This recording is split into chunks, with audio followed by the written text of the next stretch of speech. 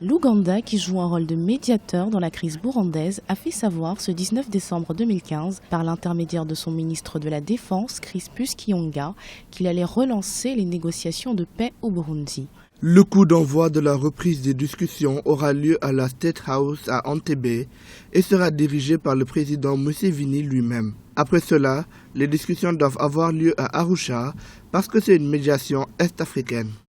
Entamée en juillet 2015 lors de la visite du président ougandais Yoweri Museveni à Bujumbura, la médiation avait été suspendue au moment de la réélection de Pierre Nkurunziza.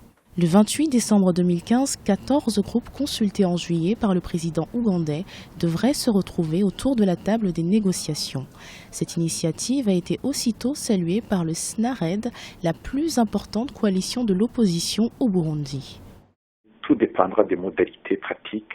La médiation ougandaise est acceptée par le Burundi, mais il se pose toujours le problème des listes qui vont discuter, qui vont négocier, et c'est l'opposition et le gouvernement, parce que le gouvernement aimerait bien faire intervenir beaucoup de groupes, donc quitte à ce que, disons, la négociation avec l'opposition soit noyée. Le gouvernement burundais se trouve sous la pression parce qu'il doit accepter ou refuser l'envoi des troupes étrangères, des troupes africaines.